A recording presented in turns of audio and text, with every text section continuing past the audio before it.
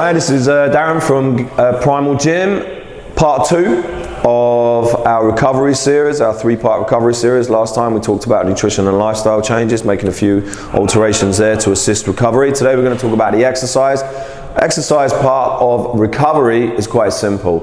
The big mistake people make is thinking more is more. If I do more, I'll get more gains. If you're struggling for recovery, if you've increased the intensity of your workouts, everything else has to be relative to that as well. And probably the biggest mistake people make is just thinking, if I need to do more, more is more, and often less is more.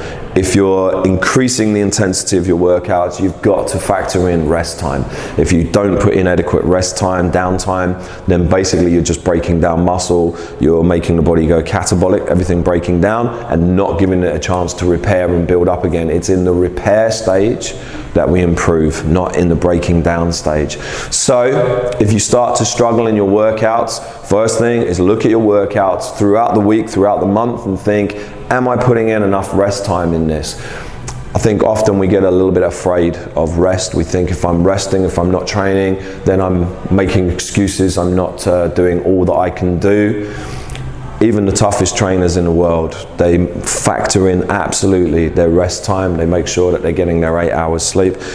So have a look at your exercise routines and make sure that your rest times, your sleep, your down times are adequate for that amount of training. Relaxation, as we discussed in last week's one as well, is vitally important. Whenever I ask people, what do you do for relaxation? They say, I'll watch TV. For the most part, TV isn't relaxing. Find something that truly relaxes you. Get out into nature. What really relaxes our system? Fresh air, being out in nature, being in the company of friends. So factor in proper relaxation. Sitting in a warm bath with soft music on, whatever floats your boat. But it's got to be truly relaxing. Watching the news for the most part is not relaxing. Certainly I find it stressful. So am I truly relaxing? Am I spending time out in nature, and am I breathing properly, etc.? Breathing is an important part of it. That brings me to the final bit, stress. Good stress v bad stress. Okay, exercise is a stress. To a degree, it's a good stress.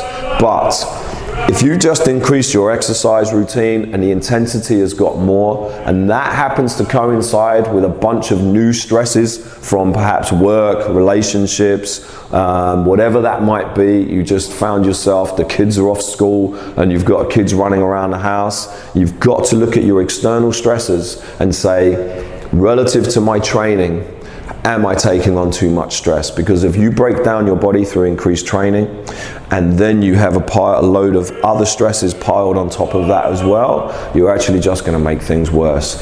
So sometimes things have to give.